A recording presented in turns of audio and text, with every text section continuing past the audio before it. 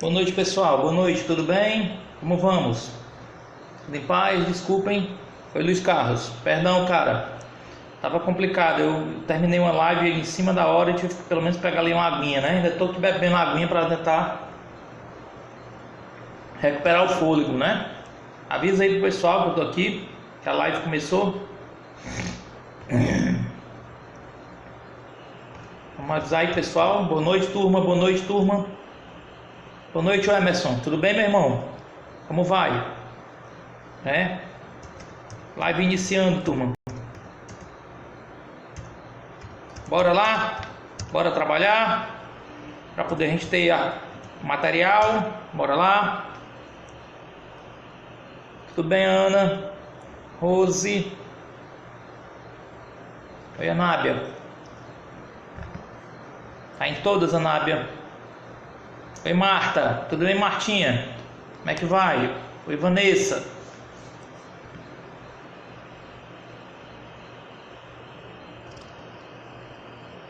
Oi, Rose. Samila. Tudo bem, Samila? Como vai? Tudo em paz? Boa noite, Anábia. Boa noite, Marta. Bom, vamos começar hoje, né? Hoje a gente tem um assunto para tratar na comercial, né? Oi, Sheila. Tudo em paz, Sheila? Tudo bem? Daiane. Hoje a gente tem um assunto na comercial, na contabilidade comercial. A gente tinha deixado aquele exercício que o pessoal ficou só de fechar o balanço, não foi lá? O balanço patrimonial. Hoje a gente vai dar um conteúdo teórico para na próxima aula voltar com a abordagem prática, porque eu preciso falar um pouquinho de ativo imobilizado e falar de depreciação para poder passar os exercícios, incluir mais fatos contábeis naquele balançozinho, que vai ser um balançozão depois, vocês vão ver, né? Para que a gente possa avançar, né? Então hoje a gente vai tratar um pouquinho de ativo imobilizado, né? E aí a gente vai poder incorporar esses fatos contábeis, esses registros contábeis de balanço, né, de imobilizado, para que vocês possam compreender claramente. Então a gente vai tratar de ativo imobilizado. Vamos começar hoje invertendo a ordem, né? Então tirou um pouquinho lá do ajuste de crédito que a gente tinha falado, do ajuste ao valor presente, né, que a gente ainda vai falar, e vamos trazer para imobilizado, para que eu possa explicar imobilizado hoje e na próxima aula jogar exercício de imobilizado e já começar o outro conteúdo que eu quero também, tá bom? Então como é que vai funcionar a nossa rotina?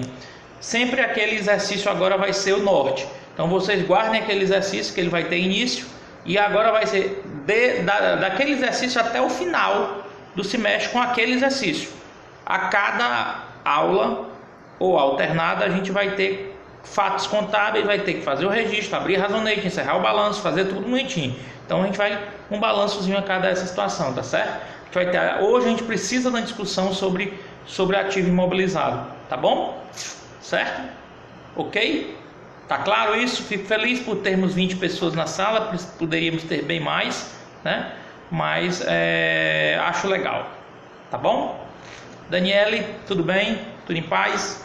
Bom, a gente vamos trabalhar, né? Vamos trabalhar, que Deus ajuda, né? Bom, vamos virar aqui. Hoje a gente vai falar um pouquinho do CPC 01, pronunciamento contábil 01, certo? Que trata do impairment, né? Que está dentro do conceito de ativo imobilizado, certo? Oi, Amanda, que bom que você tenha chegado. Então o CPC 01, que corresponde às normas brasileiras de contabilidade NBCT, norma brasileira de contabilidade técnica 19.10, certo? Que corresponde ao CPC 01. Oi, Samara. Que corresponde ao CPC 01, ok? Vamos falar de imobilizado de que a gente chama de impairment of assets, ou seja, o teste de recuperabilidade de ativos. Chama-se Impairment of Assets. Assets é ativo, Impairment é o teste de recuperabilidade, tá? É o CPC 01. Tio, tu tá falando coisas tão assim inglesas, né? Como diz o Matuto, é isso mesmo, né? O impairment é um teste de recuperabilidade que é exigido no CPC 01. Então a gente está tratando de contabilidade para valer, a gente não está brincando de falar de contabilidade, tá? Outra coisa, aquele que for meu aluno, viu? Tá avisado, aviso dado aí. Aquele que for meu aluno que disser assim, eu vou fazer a provisão da folha de pagamento, eu mando os cachorros morderem tudo e sair correndo atrás de vocês, porque não existe provisão, né, de folha de pagamento não, tá? A gente depois vai discutir, os meninos lá da contabilidade financeira, a Nábia tá por aí, sabe disso. Não, eu já não perdoo e vocês eu também não perdoo não, tá? Ok? Então, a gente vai falar de teste de recuperabilidade de ativos ou impairment, ok? Que está dentro do conceito de ativo imobilizado, tá certo? Bom, qual é o objetivo? Bom, eu preciso que os ativos, né? Eu preciso que os ativos não estejam registrados contabilmente por um valor superior àquele passível de ser recuperado por uso ou por venda. O que quer dizer isso? Oi, Brunão. E aí, Bruno Cisne? Tudo em paz, Bruno Cisne? Tudo em paz? Já tá rindo de quê, homem? Tá rindo de quê, homem? Certo? Então, eu preciso assegurar no impairment, no teste de recuperabilidade de ativos, que os ativos não estejam registrados contabilmente por um valor superior àquele passível de ser recuperado por uso ou por venda. Como assim? Explica, tio. Simples, eu preciso assegurar que o registro dos ativos que estão feitos pela minha empresa, tudo em paz, Bruno, né, não estejam feitos por um valor superior ao de mercado. Como assim? Vamos explicar. Comprei um carro usado, fiz o registro, botei 35 mil reais no valor do carro contabilmente. Quando eu fui olhar a tabela FIP, que direciona o preço dos veículos, disse que ele só valia 25. Ora, o carro valia 25, né? E eu coloquei ele contabilmente, registrei ele contabilmente por 35. Ele está avaliado por um valor superior, ou seja, ele está registrado na minha contabilidade por um valor superior ao de mercado. Então, eu preciso assegurar que os ativos não estejam registrados contabilmente por um valor superior àquele passível de ser recuperado por uso ou por venda, certo? Por uso ou por venda. Essa é a ideia do teste de recuperabilidade de ativos. Ou seja, será que eles são passíveis de serem recuperados, né? Ou não? Ah, se eu coloquei ele por 35 mil lá no meu ativo, eu consigo vender ele por 35? A resposta não. Não é essa a situação que está se vendo, tá? Então, o objetivo do teste de recuperabilidade, que é o CPC 01, é esse, certo? É verificar, assegurar que os ativos não estejam registrados contabilmente por um valor superior àquele passível de ser recuperado por uso ou por venda. Uso ou venda. Presta atenção, viu? Começou os conceitos bonitinhos, Sheila. Começou, Marta. Começou, Samila. Começou os conceitos para a gente começar. Solta os cachorros não, solta para correr atrás, né? Solta os cachorros nesse povo tudinho aí, certo? Começar a falar que vai provisionar a folha, né? Um bom de pisa, negócio de provisionar a folha. Não existe mais provisionar a folha não, meu povo, né? Provisão, o conceito de provisão está lá no CPC 25, é um passivo de prazo e valor incerto. Folha de pagamento nem tem prazo, nem tem valor incerto, eu já sei, então não é provisão. Bom, que normas são essas, meus queridos, que estão por trás do CPC 01? Que normas são essas? Vocês me viram, o tio disse a vocês que o CPC 01, né, que é o Comitê de Pronunciamentos Contábeis, são cópias, né, de todos os órgãos internacionais que existem, o IASB e o FASB, o Financial International Accounting Standard, né, e o IASB, que é o International Accounting Standard Board, né? Então assim, você tem cópias no Brasil que foram geradas a partir de documentos que eram documentos americanos ou documentos europeus. Então, o IFRS, as normas internacionais de contabilidade, quando foram adotadas no Brasil, foram adotadas copiando o modelo americano, beleza? Então, o que é que acontece? O que que corresponde? O IFRS, o IAS, International Accounting Standard 36, então se você for lá no Google, dar uma googada lá no Google e colocar IAS 36, você vai perceber que é a mesma coisa do CPC 01, certo? O FASB, FAS, FAS 144, do chamado US GAAP. O IS-GAAP são as normas internacionais americanas. E o BR-GAAP, que é a NBC, a norma NBC, tio, tá falando rápido demais. IFRS são as normas internacionais de contabilidade. Isso vai estar onde? Vai estar lá no IAS de número 36. No BR-GAAP, isso vai estar onde? Vai estar lá no Conselho Federal de Contabilidade, que é esse aqui, ó, que eu tô com o símbolozinho dele aqui, tá vendo? Ó? O BR-GAAP, as normas brasileiras de contabilidade, NBCT 1910. Por que tem esse T? Porque é norma brasileira de contabilidade técnica 19.10, CPC 01. E o IS-GAAP, as normas americanas, está lá no FAS 144. Tudo cópia, certo? Na verdade, as americanas são originais e as brasileiras, a NBC 19 e o CPC 01 é cópia da americana e do IAS 36, que são as normas internacionais. Beleza? Bom, qual é o alcance desse teste? Ou seja, como é que eu vou falar de teste de recuperabilidade de ativos? Ele é aplicável aos ativos relevantes. Então, o alcance são todos os ativos que são relevantes. Inclui os ativos dos balanços utilizados para equivalência patrimonial e consolidação. Eu sei que vocês nunca viram falar sobre isso. Oi, Laninha, boa noite. Né? Eu sei que vocês nunca viram falar sobre isso.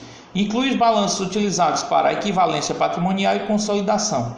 Equivalência patrimonial significa quando uma empresa participa do capital de outra empresa. Então, por exemplo, se a Marta tem uma empresa e a Sheila tem outra empresa, se a Sheila resolver participar, a Sheila não, a empresa da Sheila, se a empresa da Sheila resolver ser sócia da empresa da Marta, né? A empresa da Sheila vai ter um investimento registrado lá no ativo e a empresa da Marta vai ter um capital que pertence à empresa da Sheila lá no PL dela, não vai? Vai. E o que é equivalência? É que o valor que vai ter que estar registrado lá no investimento da empresa da Sheila é o mesmo que tem que estar registrado no PL da empresa da Marta. E aí é o que a gente chama de equivalência patrimonial. E a consolidação, o que é a consolidação? É um grupo empresarial que possui mais de uma empresa, né, com os mesmos donos.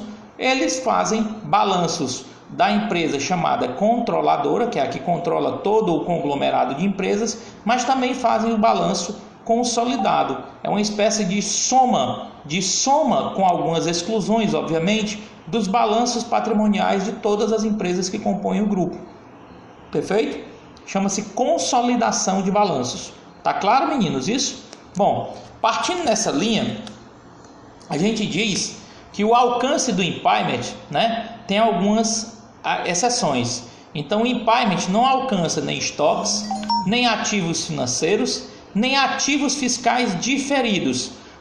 O termo diferido em contabilidade, diferido, não é sinônimo de deferido. Deferido com E de elefante bem aqui, ó. Deferido é aceito, é acatado. Diferido em contabilidade com I, diferido em contabilidade com I, significa postergado. Diferido em contabilidade com I significa postergado, ok? Então, o impairment, o teste de recuperabilidade de ativo, para saber se o valor que eu registrei no ativo não é superior de mercado, não alcança estoques, certo? Nem alcança ativos financeiros, certo? Bom, quando o ativo está desvalorizado, né? Quando é que ele está desvalorizado? Está desvalorizado quando o seu valor contábil excede o seu valor de recuperação. Quando o seu valor contábil excede o seu valor de recuperação. Quando é que um ativo está desvalorizado? Ele está desvalorizado quando o seu valor contábil excede o seu valor de recuperação, certo? Ele está desvalorizado. Desvalorizado por quê? Não é o senso comum, cuidado com esse conceito. Quando é que um ativo está desvalorizado? Quando o valor contábil, que valor contábil é esse? É o que está lá no balanço. Excede, ou seja, é maior do que o valor de recuperação. Qual é o valor de recuperação dele? É o valor dele de uso, ou seja, quanto ele vale para que eu continue usando, ou o valor de venda, seu valor de uso ou seu valor de venda, certo? Ok? Começa por aí, tá? Eu sei que está um pouquinho complicado, mas vai já fazer sentido, certo? Eu preciso avaliar quando, se há desvalorização, no mínimo no final de cada exercício, se há alguma indicação de desvalorização, certo? Se o meu ativo está registrado por um valor superior ao que o mercado paga ao que o valor de uso diz que ele vale. E aí ele está desvalorizado, certo? Cuidado que esse conceito de desvalorizado pode parecer o inverso, viu? Ou seja, desvalorizado não é que o valor contábil está menor do que o valor de mercado, não. É o inverso. É que o valor contábil está maior do que o valor de mercado. Eu vou repetir para que não paire dúvidas. O termo desvalorizado é usado correto, não é que o valor contábil seja menor que o de mercado, não. É o inverso. É que o valor contábil é maior do que o valor de mercado. É o carro que eu registrei por 35 mil, mas na tabela FIP só vale 25, certo? Bom, quais são as indicações que eu posso ter? Como é que eu posso perceber que registrei um ativo, que o ativo que está lá registrado durante o tempo, hoje não vale bem menos do que o que está lá, né? Eu registrei por um valor maior. Quais são os indicativos? A redução do valor de mercado além do esperado, ou seja, o cidadão comprou um carro Mahindra, o nome Mahindra, que era um carro indiano. Lembram? Pessoal que gosta de carro, chama-se Mahindra, Mahindra, Mahindra, né? Esse carro era um carro com tecnologia indiana, mas com toda a estrutura da Mercedes. Por isso era um bom carro. Mas na hora que a Mahindra saiu do Brasil, o carro despencou de preço, porque ninguém quer mais, não tem mais peça, não tem mais nada, né? Então, redução do valor de mercado além do esperado, ou seja, as pessoas não esperavam que a Mahindra saísse do Brasil, né? Segundo, mudanças no ambiente tecnológico de mercado econômico legal. Opa, o cara tinha um equipamento de última geração, só que esse equipamento foi absolutamente extinto, né? De uma noite para o dia. O que é que aconteceu? Não tem mais valor nenhum, né? Alterações nas taxas de juros de mercado. Nas taxas de juros de mercado podem indicar desvalorização? Claro que podem, porque eu posso ter comprado e adquirido um bem, né, por um valor no qual estivesse embutido um juros tão alto que quando a taxa de juros de mercado caiu, o valor do bem também caiu, não é verdade? Volta, professor, me perdi. Se perder aonde? Volta aonde? Nesse slide aqui todo? É isso? Você está se referindo a esse aqui? Por favor, diga aí se é o slide.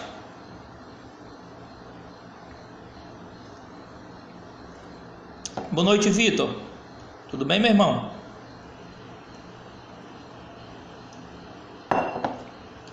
Por favor, Raíssa, você se refere a esse slide ou aonde? Para que eu possa ajudá-la, por favor, pode falar, não tem problema não.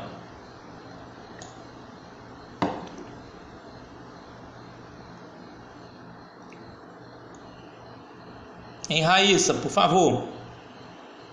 Raíssa, você disse que se perdeu, quero saber aonde. Nesse slide?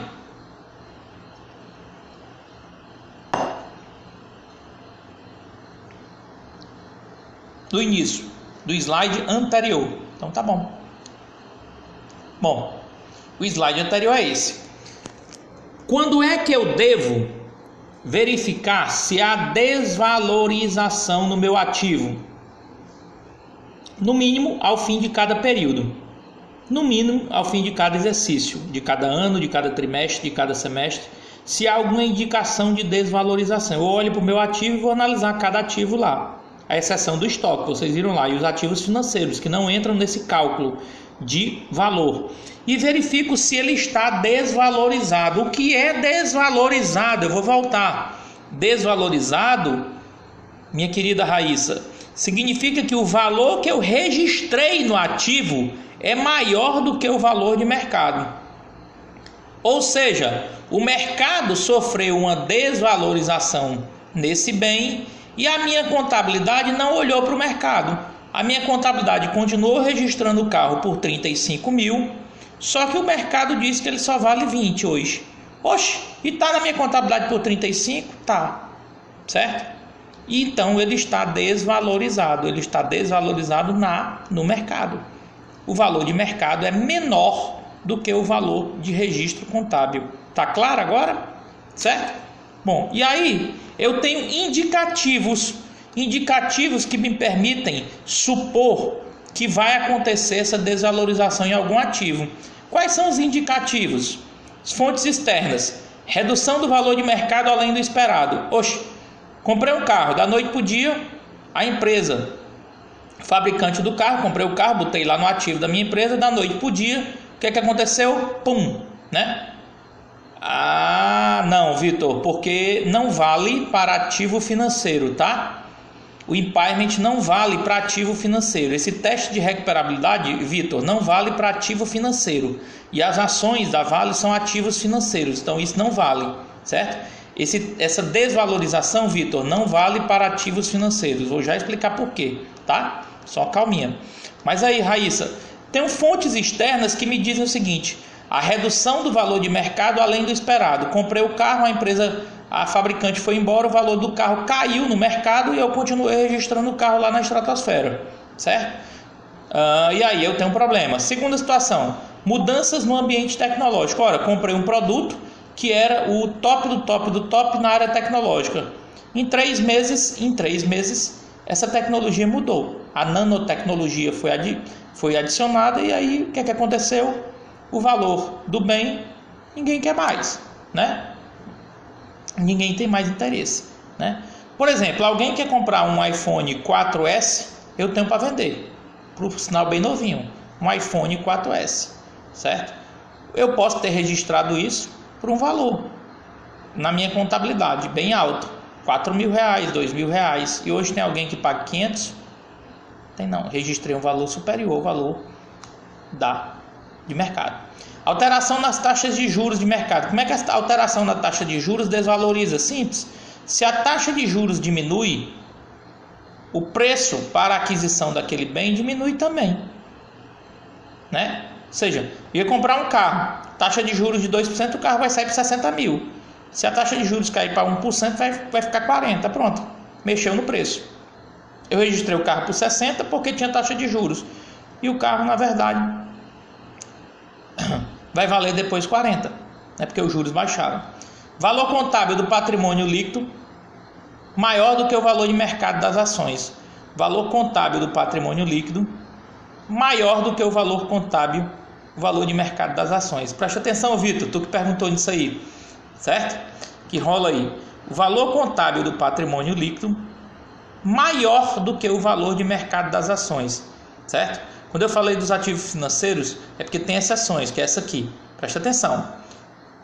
O valor, eu só aplico esse critério de desvalorização quando o valor contábil do patrimônio líquido for maior do que o valor de mercado das ações. Explica aí, tio. Sheila está entendendo, até Sheila quer entender, Martinha quer entender, Samila quer entender, Vitor também, né? Lucas também quer entender. Como é que é essa história do valor do patrimônio líquido ser maior do que o valor de mercado das ações? Simples.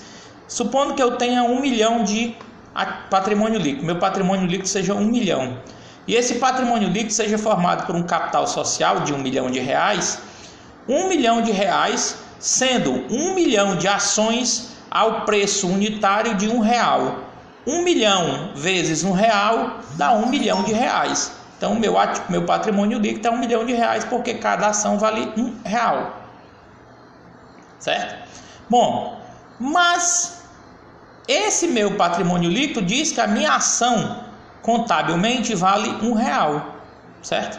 Eu olho para o mercado financeiro, Vitor, e ele diz que o mercado financeiro me dá uma posição de mercado da ação dizendo que ela vale 85 centavos. Ora, contabilmente ela vale R$1 e o mercado está dizendo que ela vale 85 centavos. Isso é uma situação bem diferente, né? Bem esdrúxula, né? Normalmente é o inverso, né? Então, nesse tipo de situação, no qual o valor contábil do patrimônio líquido é maior do que o valor de mercado das ações, eu aplico o teste de recuperabilidade que a gente vai falar. Certo? Certo? Beleza pura? Beleza? Solta coração aí. Beleza? Então, o impairment, voltando para mim, o impairment é um teste de recuperabilidade. É para dizer assim, seu ativozinho que você está registrado lá no meu balanço, você está registrado por um valor maior ou menor do que o mercado? E aí eu digo, está registrado por um valor maior, poxa, o mercado sofreu uma desvalorização desse ativo. Então eu preciso, como contador, atentar e dizer, eu posso continuar dizendo que o meu ativo vale R$35 mil de um carro que hoje só vale 20? Não, porque se eu continuar mantendo um ativo de R$35 mil quando o mercado diz que ele só vale 20, eu vou estar publicando uma informação equivocada e que vai, uma publicação equivocada e que vai, né, gerar o quê? Vai gerar uma tomada de decisão equivocada pelo investidor, certo? Ok? Entenderam? Então, eu não posso registrar um ativo por um valor maior do que o de mercado, porque senão o ativo está distorcido. Se o ativo está distorcido, significa que o resultado da companhia está distorcido, certo? Porque ativo menos o passivo, certo? Me dá PL. Se o ativo está registrado por um valor maior, eu afeto toda a estrutura patrimonial. Perceberam como é importante? Ok? Então, para que isso não ocorra, oi Camila Castro, o que é que eu faço? Eu simplesmente faço o chamado teste de recuperabilidade dos ativos e verifico se esses ativos estão superiores ou não ao valor de mercado. Perfeito? Bom, voltando aqui ao foco, né? A gente tem o seguinte: fontes internas, ou seja, as externas é aquilo que o mercado me diz. E internamente, essa palavra é linda, né? Olha que palavra bonita, até o dicionário Aurélio se tremeu agora, Samila. O meu dicionário passou a se tremer todinho agora aqui em cima da mesa. Sempre atender ao requisito da prudência na hora da escrituração. Perfeitamente, Anábia, agradeço, né? Perfeitamente, o princípio da prudência vai valer sempre. Princípio da prudência ou do conservadorismo também, como quiserem, é que eu não posso registrar maiores valores de ativo em detrimento de menores valores de passivo. Ou explicando, entre registrar maiores valores de ativo e maiores valores de passivo, eu devo registrar maiores valores de passivo. Ou seja, eu sou conservador na minha decisão. Eu faço com que haja... Na dúvida, eu prefiro registrar o passivo do que registrar o ativo. Ninguém registra dúvidas de ativo. A gente só registra dúvidas e potencialidades e probabilidades de passivos, né? Perfeitamente. Indicativos de desvalorização interna. Palavra do dicionário Aurélio, Samila. Olha lá, Samila. Obsolescência ou dano físico de um ativo. O que é obsolescência? Ele é obsoleto. Ele é absolutamente obsoleto. O que é algo obsoleto? É em desuso. Né? Como era o nome daquele bonequinho japonês que o pessoal usava para brincar, hein? Isso aí é de vocês, né? Era como é que era? Me ajudem. O bonequinho japonês que fez um sucesso no início dos anos 2000. Era como era o nome, meu povo? Me ajuda, né? Eu sei do meu filho, alguns anos atrás tinha o tal do Bakugan, né? Aí depois tinha aquele bonequinho que você tinha que alimentar, que era um chaveirinho que veio do Japão, né? Como é que era o nome? Dano físico, sim, Bruno. Entra o dano físico também, vou já falar. Dano físico de um ativo, obsolescência ou dano físico de um ativo, né? Obsolescência ou dano físico de um ativo. Ou seja, obsolescência ou dano físico de um ativo, né? Ou dano físico de um ativo. Ou seja, eu tenho um ativo que não consegue mais fazer, né, o que fazia antes. Uma máquina que não consegue dar o nível de acabamento que eu conseguia antes por algum motivo e não há como consertar. Bom, e aí o mercado paga quanto por essa máquina? Diz que só paga 10 e no meu balanço está registrado por 20. Se ela tiver dano físico e esse dano físico fizer com que o valor dela correspondente no mercado seja menor, ou seja, haja desvalorização de mercado por conta desse dano físico, né, eu estou diante de um teste de recuperabilidade, certo? Certo? Ok, Brunão? Pikachu, não era Pikachu não, eu quero lembrar o nome, como era?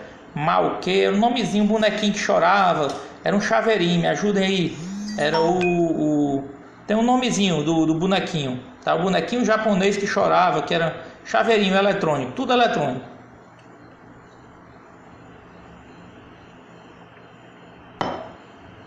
Certo?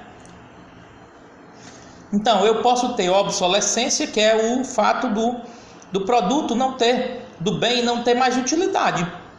Agora, olha como é curioso, eu vou dar um exemplo oposto, tá bom? Pessoal que gosta da cachaça aí, certo? Tamagotchi, isso mesmo, Jarissa. Tamagotchi, era esse o danado. Aquele danado do Tamagotchi que apitava, que fazia barulho. Oxi, que esse Tamagotchi era uma agonia, meu Deus do céu, né? Era um apito atrás do outro, Tamagotchi. Esse mesmo. Obrigado, Raíssa. Foi tirado do fundo do baú, né? O Tamagotchi. Bom, uma coisa importante para falar de obsolescência, certo? É o seguinte. Tem que ter cuidado com essa questão da desvalorização, certo? Por quê? Vamos pegar um exemplo bem bacana. Qual é a empresa do Ceará mais antiga? Alguém sabe? Qual a empresa do Ceará mais antiga? Bom, como não sabem, respondo. 3 minutos. Bruno Cisne, essa é da sua área específica. Qual a empresa do Ceará mais antiga, Bruno Cisne? Essa é para a sua área. Tem a obrigação de conhecer, Bruno. Dias Branco? Não. Bruno? M. Dias Branco também não. Bora, Bruno. Ela foi feita para você, Bruno. Pura brincadeira, Bruno, mas é verdade. Qual a empresa mais antiga do Ceará? Alguém sabe?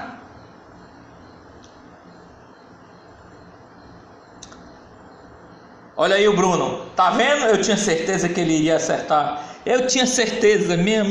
Meu sexto sentido não deixa mentir. Isso mesmo. Ipioca, certo? Ipioca. Bruno Cisne, você realmente mostra que conhece profundamente, né? Então a Ipioca, ela tem dentro da estrutura de produção dela, né, como é que chama? Uma caldeira, né? Uma caldeira onde se fabrica, né? A caldeira serve para botar cana de açúcar lá, e essa cana de açúcar gera a cachaça. E essa caldeira, ela é uma caldeira que tem 60 anos. Então vamos lá. Como vocês aprenderam alguma coisa de depreciação? Eu acho que sim, né? Qual é a vida útil de uma máquina e equipamento numa empresa? Qual é a vida útil que a Receita Federal diz que ela vale? Diz que ela vale 10%, né? Que ela dura 10 anos, ou seja, a taxa de depreciação de máquinas e equipamentos numa empresa é de 10% ao ano, perfeito? Essa caldeira lá da Ipioca tem 60 anos, ou seja, ela já depreciou a bichinha 6 vezes, não é isso? 6 vezes. Se ela deprecia em 10 anos e tem 60 anos, é porque a pobrezinha já depreciou 6 vezes, certo? Se ela depreciou 6 vezes, significa que ela nem existe mais contabilmente, que o saldo contábil dela é zero. Zero porque ela foi depreciada total, certo? Total. E foi depreciada 6 vezes, né? É igual a gato, faltou só a 7ª vida, certo? Para poder ela ressuscitar.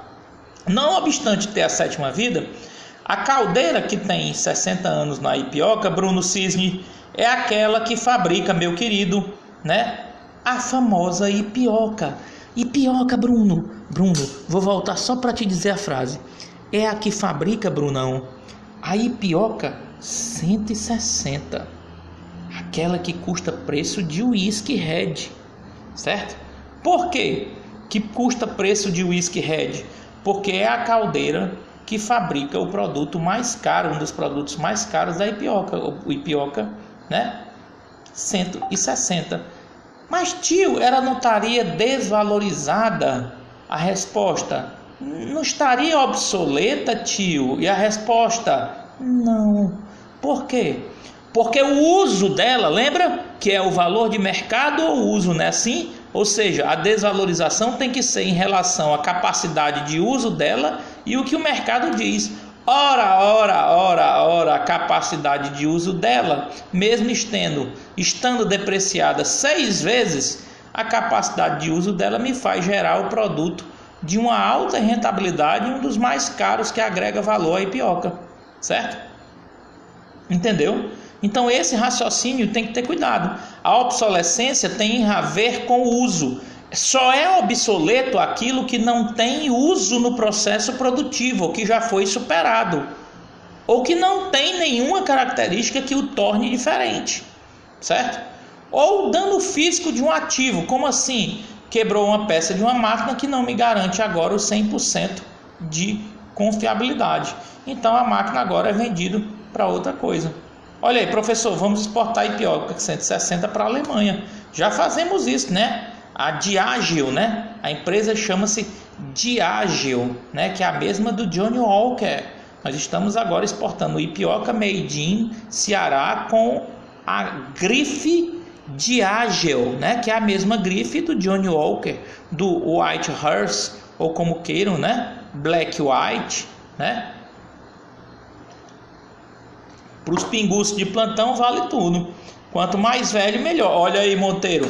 Exatamente, igual a vinho. Quanto mais velho, melhor, né? Opa, panela e vela que faz comida boa. Perfeitamente, é exatamente essa a filosofia. A obsolescência, quando é utilizada, né, de maneira inteligente, que gera valor agregado, ela acaba invertendo o processo, certo? Ela acaba invertendo o processo. Mudança na medida ou maneira de uso de um ativo. Mudança na medida ou maneira de uso de um ativo. Então, como assim, tio? Simples. Vamos imaginar que eu tinha uma máquina que fazia o envasamento, não sei se conhecem essa palavra, envasamento é pôr aquela tampinha na refrigerante, na água. Ela fazia 1000 envasamentos a cada 1 hora. Ora, um ano depois, a máquina menos potente fazia 10.000 envasamentos em menos de 1 hora, certo? Então mudou a medida, o uso daquele ativo. Então ela desvaloriza no mercado. Evidência que o desempenho econômico de um ativo será inferior ao esperado. Ora, se eu percebo que essa danada dessa máquina só me gera agora 10.000 envasamentos e que tem outras que vão me gerar 10.000, eu estou tendo um problema de desempenho econômico desse ativo, que é inferior ao esperado. Portanto, o preço de mercado dela vai cair, porque se eu quero ser competitivo, eu não posso continuar tendo uma máquina que só envasa 1000 Coca-Colas, quando eu poderia envasar 10.000 Coca-Colas no mesmo tempo. Perfeito? Certo? Ok? Certo? Certo? Certo? Tá certo, meninos? Tá certo? Beleza. Aí vem um ponto legal, né? Quando testado a desvalorização, testar no mínimo anualmente. Quando identificado qualquer indicação de desvalorização, testar no mínimo anualmente o ativo intangível, com vida útil indefinida, ou de um ativo intangível ainda não disponível para uso. Isso aqui não é tão importante, vou passar batido, mas na frente a gente vai voltar. Testar no mínimo anualmente o ágio pago por expectativa de rentabilidade futura, que é o goodwill, certo? Ok. Testar no mínimo anualmente o ágio pago por expectativa de rentabilidade futura, certo? Ok. Esses 3 pontos a gente volta mais na frente no ponto, tá? Eu queria seguir um pouquinho. Bom, a mensuração, esse é o gráfico que eu queria que vocês percebessem e gravassem. Talvez de tudo que eu falei até o presente momento, essa é a melhor informação, certo? Bom, como é que eu vou medir? Mensuração é a mesma coisa que medir. Mensuração do valor recuperável, certo? O valor recuperável é dos dois o maior. O valor líquido de venda ou o valor de uso. Agora que deu pau, professor, ajuda isso, meu Cristo amado, professor. Explica pra gente, quer dizer que a gente vai dizer se o ativo está desvalorizado ou não em função do conceito de valor líquido de venda e o valor de uso. Bom, no ativo imobilizado de uma empresa, o que é que eu encontro, queridos? Queridos, eu encontro isso aqui, né? Vou até puxar aqui um arquivo de Excel diferente, queridos. Vou botar bem no cantinho aqui, só para mostrar o que é que a gente encontra, para que vocês não sejam, né, O que eu encontro no ativo imobilizado? Eu encontro assim, veículos. Vou botar bem grande isso aqui, calma que eu vou aumentar a letrona aqui, certo? Eu encontro assim, ó, veículos. Bota um S, Daniel. Já botei o S. Veículos, tá lá no ativo imobilizado, não tá, queridos? Assim, supondo que esse veículo esteja aqui registrado por 35 mil, né? 35 mil é o meu ativo registrado. Olha só, tio, 35 mil veículos, certo? 35 mil, como se eu tivesse o meu ativo. Embaixo desse ativo, não é assim que a gente faz? Senão a gente vai aprender agora, já, né? Embaixo desse ativo eu faço assim, ó, eu registro eu vou registrar bem aqui embaixo do veículos. Calma um pouquinho, tá?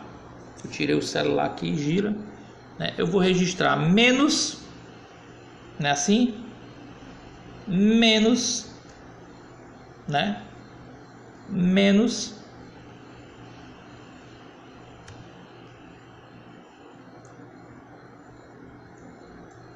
eu vou registrar menos, vou deixar assim mesmo, né? Menos a depreciação acumulada, né? Acumulada do veículo, não é isso? Menos a depreciação acumulada do veículo, a depreciação acumulada do veículo, menos a depreciação acumulada do veículo, certo? Menos a depreciação acumulada do veículo, certo?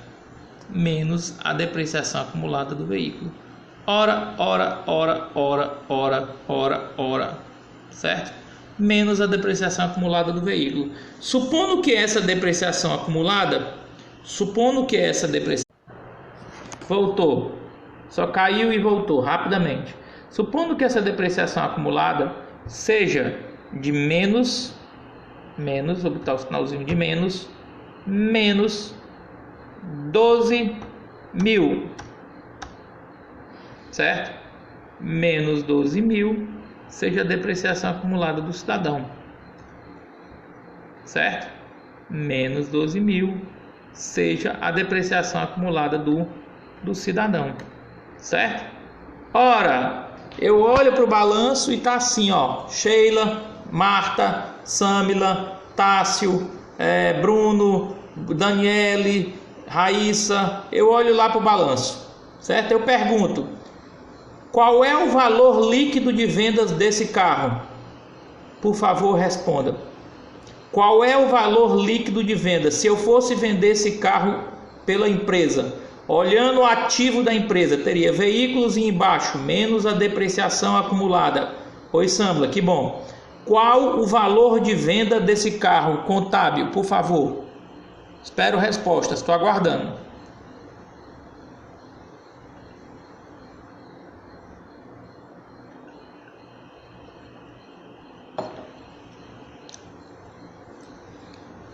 Olhando para o balanço dessa empresa, qual o valor de vendas desse veículo?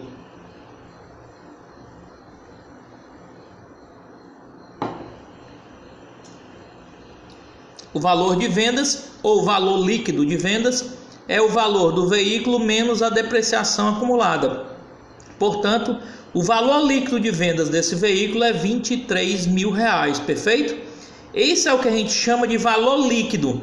Toda vida que vocês observarem o valor líquido de vendas de um ativo, ele será sempre o valor do bem menos eventualmente a depreciação ou qualquer outro ajuste que venha a existir sobre ele, certo? O valor líquido de vendas, 23 mil. Tá claro isso? Tá. Voltando ao slide agora para poder entender melhor. O valor recuperável, medir o valor recuperável desse ativo, certo? ele vai ser medido a partir do exame de dois valores. O valor líquido de vendas, que é esse, certo? E o valor de uso, certo? O valor de uso do bem. Dos dois, o maior será o valor recuperável. Valor líquido de venda e o valor de uso. Dos dois, o maior será o meu valor recuperável. O valor de uso, vamos ver. O valor recuperável, definição. O que é um valor recuperável? O valor recuperável de um ativo ou de uma unidade geradora de caixa, e aqui eu queria parar, por favor. Não dá para simplesmente metralhar vocês com informações exageradas, não. O que é uma unidade geradora de caixa? Alguém tem ideia do que significa uma unidade geradora de caixa?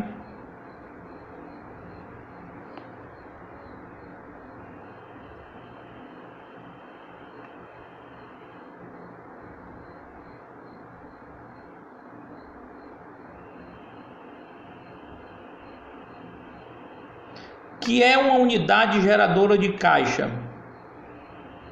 Não? Pronto.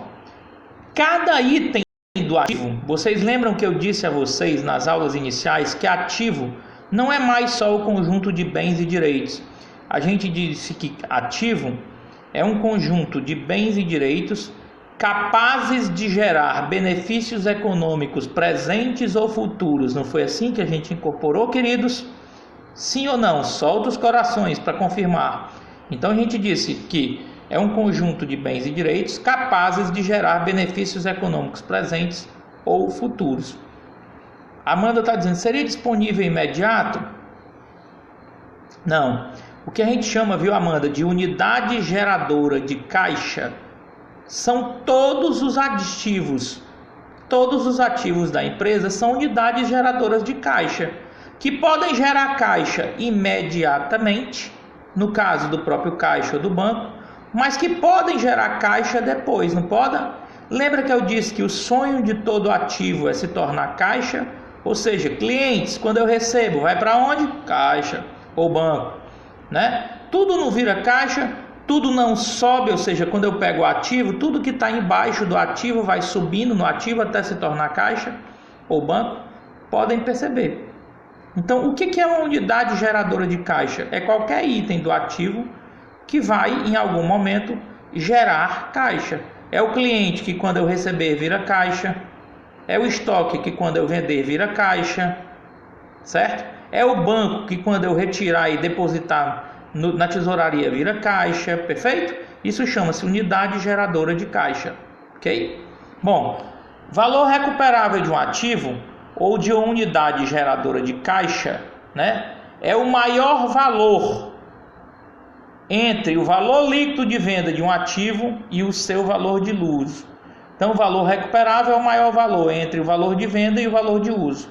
Então, para poder fixar, o valor recuperável é o maior valor líquido de venda de um ativo, é o maior valor entre o valor líquido de venda de um ativo e o valor de uso. Eu vou comparar valor líquido de venda. Como é que eu calculo o valor líquido de venda? Valor do bem menos a depreciação acumulada. Esse é o valor líquido de venda. E valor de uso? Calma. Bom, valor líquido de vendas é o valor a ser obtido pela venda de um ativo ou de uma unidade de geradora de caixa em transações em bases comutativas entre partes conhecedoras e interessadas, menos as despesas estimadas para a venda.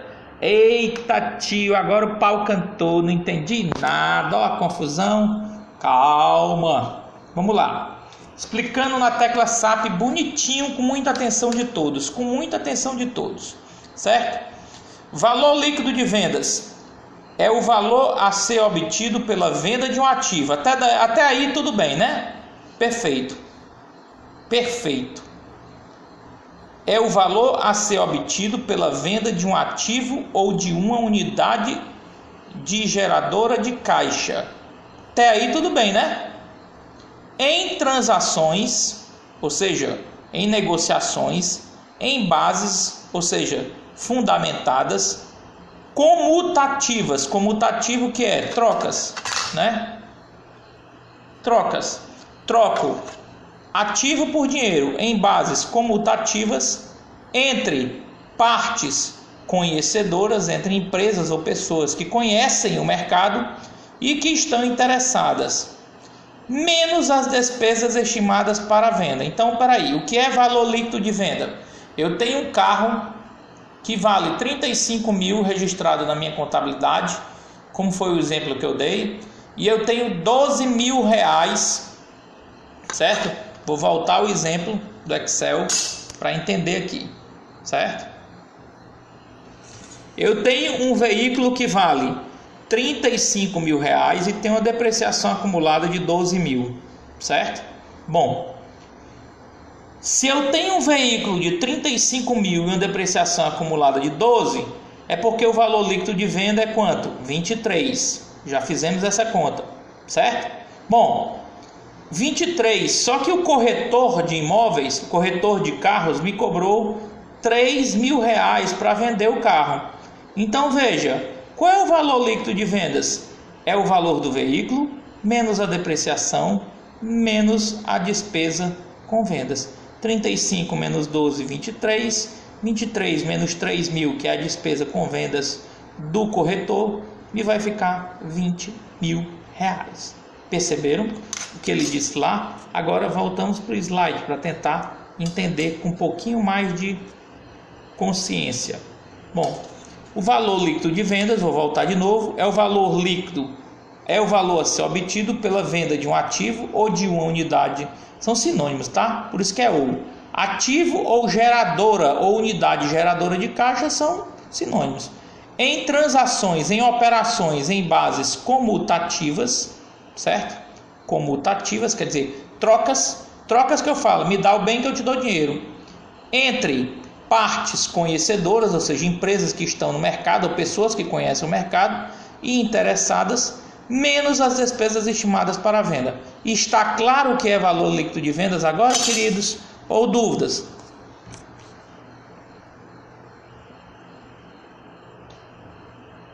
Claro e cristalino, queridos. Valor líquido de vendas é o valor do bem no ativo, menos a depreciação acumulada dele, menos a taxa cobrada para vender esse produto, quer seja por um corretor, por uma pessoa física ou jurídica. Está claro, queridos? Estou sentindo falta da Sheila, estou sentindo falta da Marta falando, quero falando mais, certo? Olha a Sheila, cadê tu, Martinha? Martinha, cadê você? Pri está aqui também. Priscila, Martinha está aí, câmbio, Marta, olha aí, pronto, beleza, certo? SAP funcionou?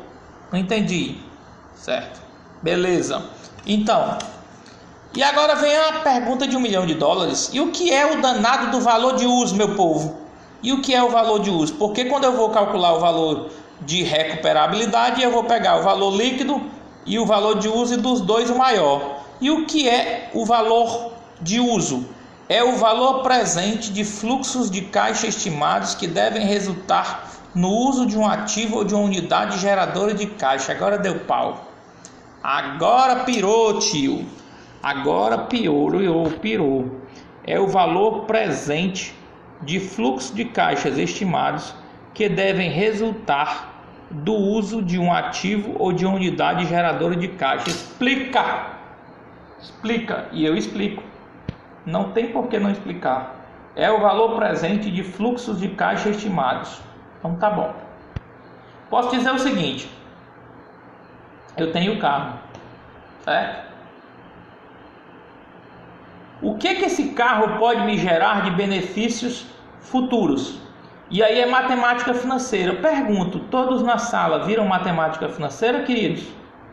Sim ou não?